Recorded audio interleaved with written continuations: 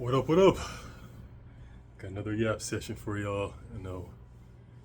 Hopefully, like I said in my other previous videos, hopefully find some type of value in these.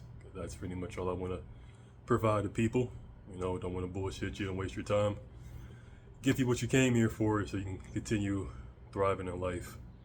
But today is a lesson that I've learned all throughout my life, and it's kind of really coming to a head right now, where in reality you don't really have a whole lot of enemies.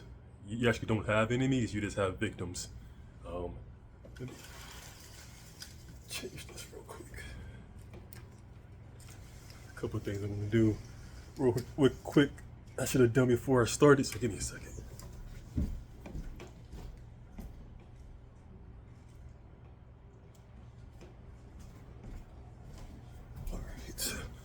Okay. Back at it. Yeah, that you don't actually have any enemies. You can make enemies, but you don't personally have any. You just have victims. And let me kind of get into my little session here. Depending on how chosen you are, depending on how gifted you are, how set apart you are, people are just going to feel a certain type of way about it. Especially now, since everybody has social media, they have the internet at their fingertips, at the palm of their hands, where they can kind of see, how different they are from other people, especially with so many people peacocking and pretending to be people that they're not. There's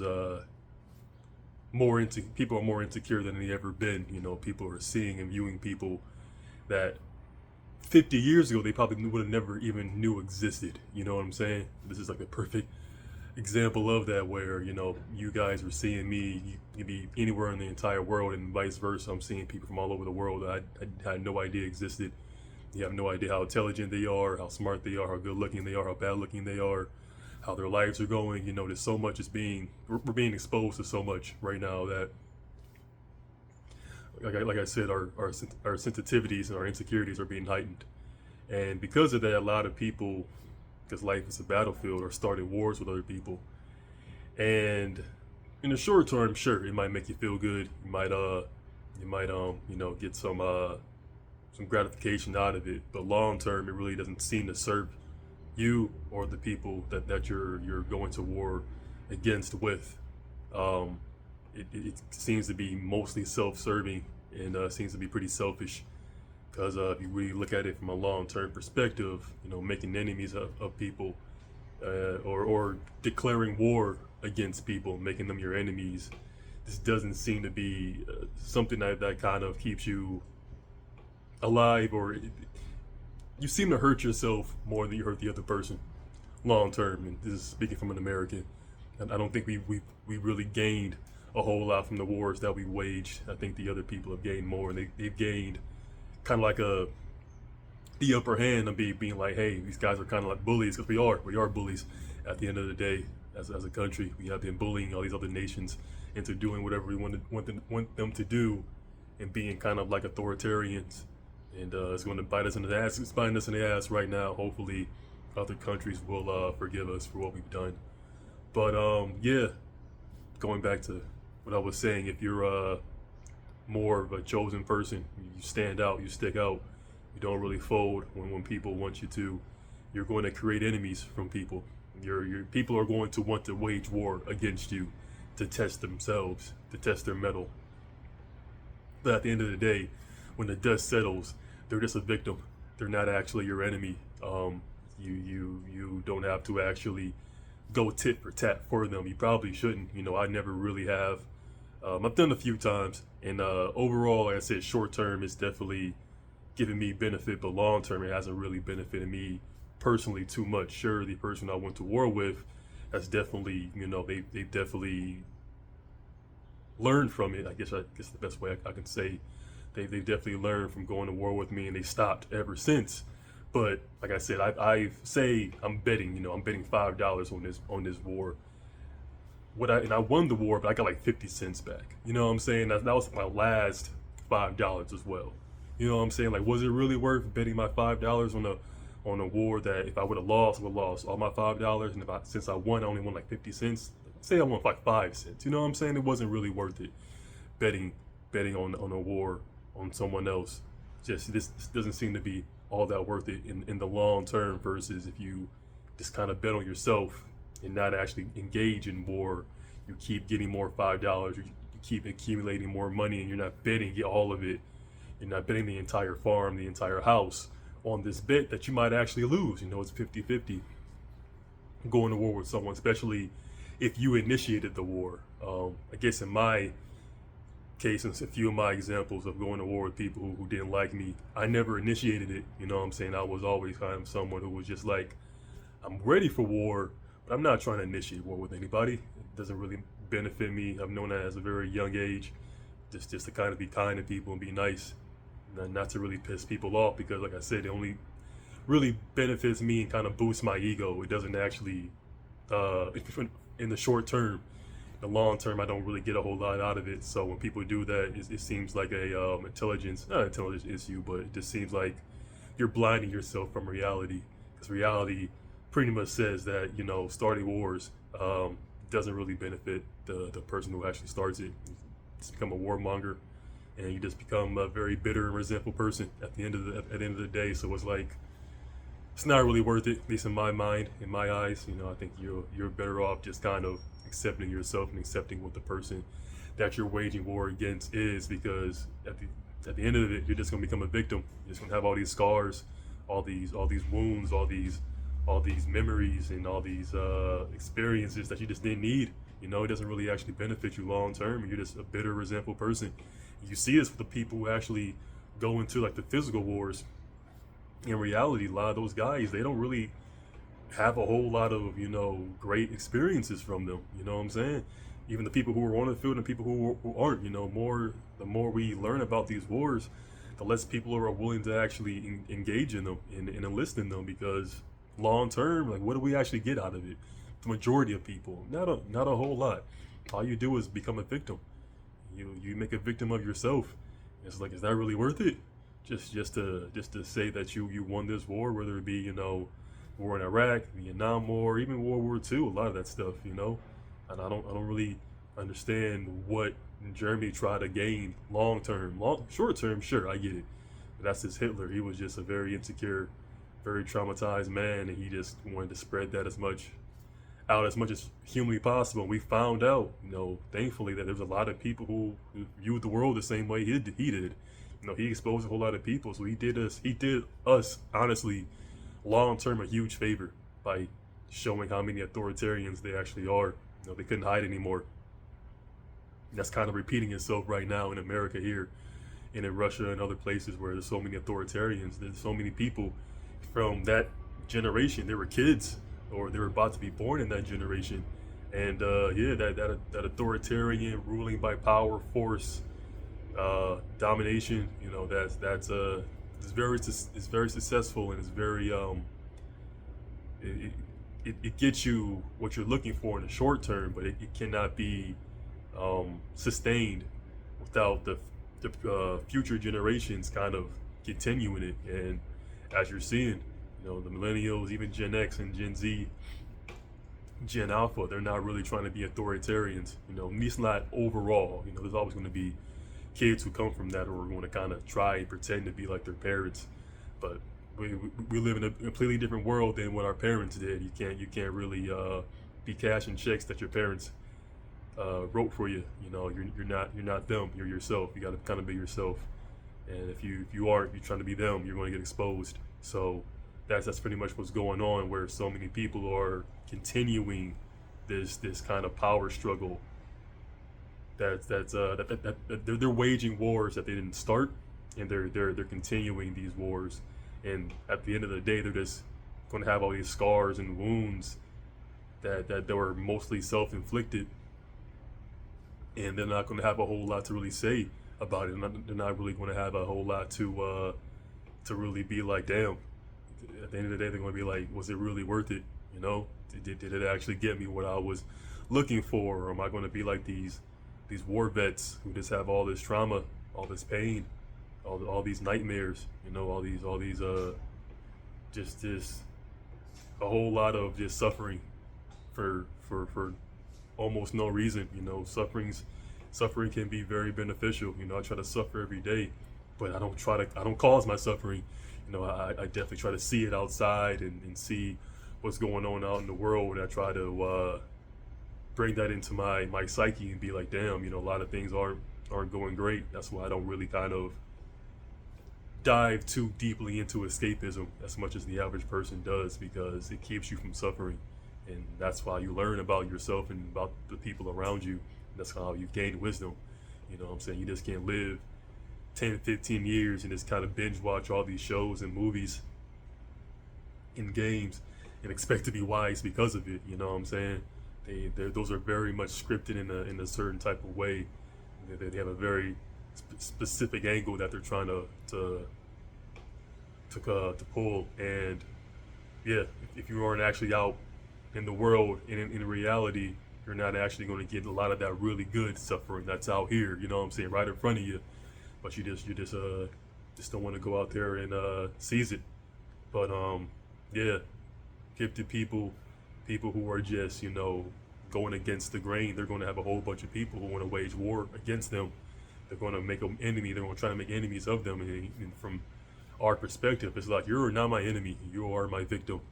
You are going to learn not to make enemies of people and not to wage war against people. You know what I'm saying? Like, I'm currently in a bunch of wars, and I'm always going to be in a bunch of wars. There are going to be a bunch of chapters in my life about the wars that I've waged with my siblings, family members, kids at school, people at work, people I just, you know, acquaintances. You know, so many people look at me and they see me as an opportunity to kind of, you know, dominate and to really get over on. It's like, it's not how it works. Unfortunately, life is a marathon. It's not a sprint. You got to continue that for the rest of your life. You got to be that guy, and you're not. You're clearly not. Because if you were, you would never ever throw your life away on one war. You know, you wouldn't bet your last $5 on the war that you knew was like a coin flip. You know what I'm saying? But if you are living in your own little reality, you might think that $5 bet, that's 50-50. That might be like 90-10. You might just be like, damn, this is something that I'm going to win. And then, you know, you see a lot of that with people who have addictions to gambling, when they bet so much of their earnings or their winnings on something that they thought was going to win, and they just get so discouraged about it. It's like, you actually didn't know the odds. You didn't actually know that the house always wins. And unless you are very gifted and very smart and very talented, you're not going to win against the house. You know, even I know that. I have quite a few successful gamblers in my family. I'm actually a pretty successful gambler as well. I've made some decent money gambling, but even I know that the house is always going to win at the end of the day, and I can't really, I shouldn't expect to win every single time, even though I have a pretty good hit rate. Not like that's me, you know what I'm saying? I'm a pretty gifted individual, so I can only imagine how someone who isn't as gifted as me, who isn't really tapped into reality, would think going into these casinos and these sports books and all these other things, and thinking that they're just going to make $1 million, even like the lottery. You know, that's another thing. So many people want to get into that. It's just like, well, what is the odds of you hitting that? You know, how lucky are you outside of the lottery? You know what I'm saying? Have you actually been a lucky person? Are you a very, you know, do the actions that you take consciously lead to a lot of benefits? Or are you just kind of just hoping for the best and kind of, you know, praying to God that today's going to be your day? Because that's who you are. You probably shouldn't be betting on anything other than yourself, honestly. You know, you kind of, if you're a lucky person, then sure, get into gambling. Your luck's never really going to run out. But if you're not a lucky person, the last thing you need to be doing is gambling. You kind of need to know who you are and be like, hey, I need to stay in my lane. I don't need to be over there with them, because I'm going to make a lot of enemies. I'm going to lose a lot of wars. And that's kind of what people are doing. They're gambling their lives by creating enemies and starting wars with people, just so they can feel something, just so they can kind of conquer and do all these things. Like I said in the previous videos, I love war. I will never run from that. I'll never deny that. That is something that kind of gets me up in the morning every single day, is seeing how many people actually want to go to war with me, and seeing how I can kind of come out in the end of it as a better person. You know, I've always, at the end of the day, benefited from the wars that people waged against me, even though I know now, as I'm getting older, I'm in my 30s now, that I can't keep playing with my food. If I go to war with people, I kind of have to have a game plan to end them because, or to end, not end them, end it because when people get desperate and when people get, when their backs against the walls and the walls are kind of closing in, they start to bring in, hostages and start bringing in innocent people. And that's when things kind of get a little fishy. Things kind of get a little shaky. And it's like, damn, if I would have ended this a little bit earlier, this wouldn't even got to this point. So as I've gotten older and gotten a little bit wiser, I understand that, yeah, I am going to keep waging war against people. Not waging war, accepting wars from people.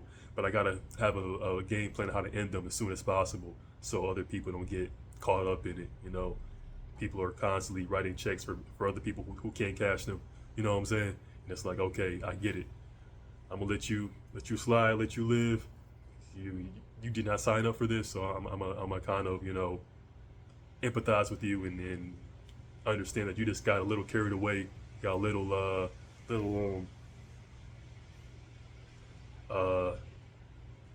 gassed up, a little juiced up. You know what I'm saying? Let the chirping that people are kind of telling you kind of get to your head. I get that. You know what I'm saying? I empathize with that. I never had that myself. People have never really gassed me up too much. I don't get too many compliments, so I am definitely tapped into reality. But if you're on the other side of that spectrum where people are constantly gassing you up and telling you that you're more than what you actually are in reality, I can empathize with that and kind of, get a hold of that. It's some beautiful rain going on out here. I don't know if you guys can see it or not. It's pretty nice. I'm digging it. I love the contrast of rain. I love the weather in Cleveland. I know a lot of people don't like it, but I love it. It's very real. You know what I'm saying? I couldn't live in the coast, or LA or San Fran or San Diego. I know it's beautiful. That's not reality for everyone. Most people don't get to see this. Walking in the rain and just seeing all of what Mother Nature has to hold, has in store for you. It's not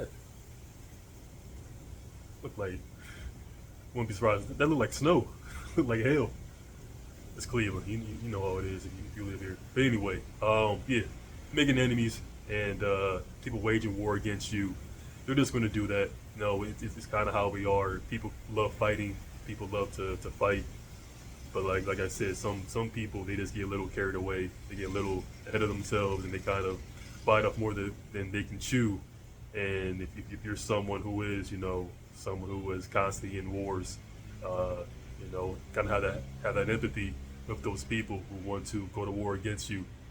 Take it as a compliment. That means that you're worthy of them. You're worthy of what the best that they can throw at you, and take that as a compliment at the same time. Also, you don't really rely on that being a source of pride, or don't let that build your ego up. When I was a little bit younger, I remember, you guys have probably seen it in the game Skyrim. Once you're walking around doing your thing, you might run into an orc that has a whole bunch of dead bodies around him. And when you go talk to him, he pretty much tells you that he's looking for a good death. He's a little bit older orc. He doesn't want to die in old age like all the rest of the other races. He wants to die in battle and die a glorious death. And I definitely resonated with him very, very much. So where I don't want to just kind of fade away and kind of just wither away. I kind of want to go out and blaze with glory.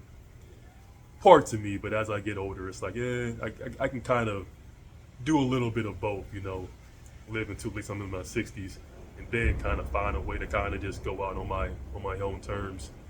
But that's something that really resonated with me, where I am kind of going through life looking for a good way to go out. You know what I'm saying? Not picking fights with people, but being like, hey, you want to start war with me? I've been signing up to pretty much all of them. You know what I'm saying? I really am pulling people's cards and seeing if they are who they say they are. But unfortunately, so many people are peacocking. They're not really like that. It's unfortunate. It's fortunate. It's fortunate though that we don't actually have people who actually walk the walk and talk the talk, we will live in a much dangerous world if people actually did those things. At least overall, some people they'll do it, but they'll do it in secret. They're doing it in the darkness, and as soon as they get exposed, they want to act like victims. It's like, no, you gotta keep that same energy. If you're gonna do something to somebody, and you get called out for it, and I feel like long term, you should be like, yeah, I did it, and I'll do it again. You know what I'm saying? It's like you should stand on it. But most people ain't like that for real. They ain't gonna stand on what they did or who they are. It's very unfortunate. But then you gotta empathize with them and being like, that's probably why you aren't gonna get anything that you were looking for, because you're pretending to be someone that you're not. And that's why, they're victims. They're not your enemies. You don't have any enemies. You don't. Trust me. You don't have any enemies. You just have victims. And they are going to victimize themselves right in front of you. You know what I'm saying? This is going to be very surreal. Even not really used to it. I've had a bunch of my enemies recently, just peacock in front of me and kind of project their fears onto me, being like, oh, I'm scared. Like, no, you're the scared one. I showed up. I'm here, and you're the one to do anything about it. You're the one that's mad at me. You're the one who's assessing over me. So I'm here. I showed up. I did my side. I held up my end of the bargain. What are you going to do? Oh, nothing. Just going to peacock. I got you.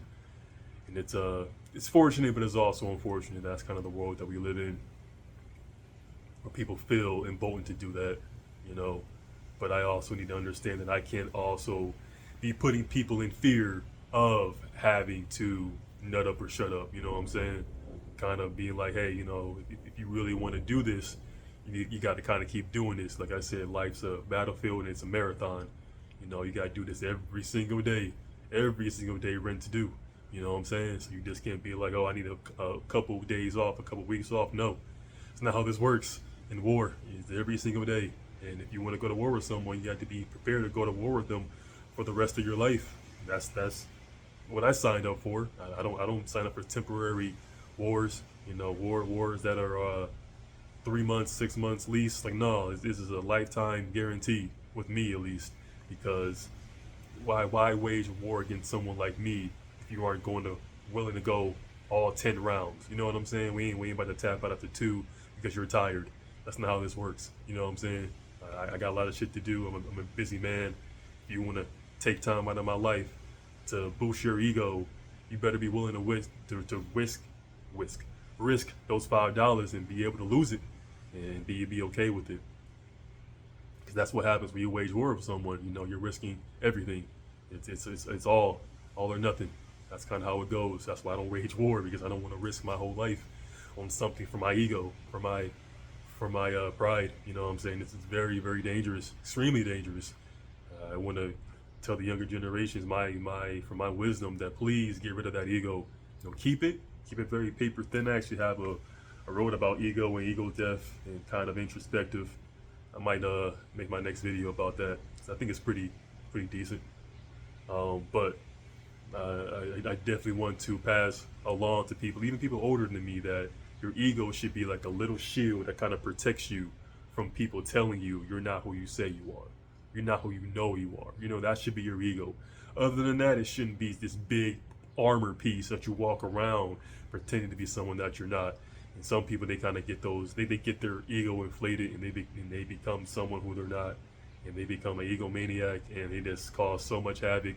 Not so much within their own reality, but within the reality of the people around them, but also within themselves. It's a war that they're waging within themselves, that they're kind of this tug of war, like he said this, she said that, this, that, and third, and then they're trying to piece things together when reality's been right in front of them, but they just don't want to accept it. Which, like I said, I can empathize with that. If I was gassed up my whole entire life, I would be no different. You know what I'm saying? I was lucky that people kind of told me I ain't shit for most of my life, so I kind of actually had to do shit. You know what I'm saying? I actually had to be something. I actually had to kind of go out and prove that I actually am worth whatever I get. The things that I get in the world that have been given to me, even though it might seem like I get them for nothing, just for existing.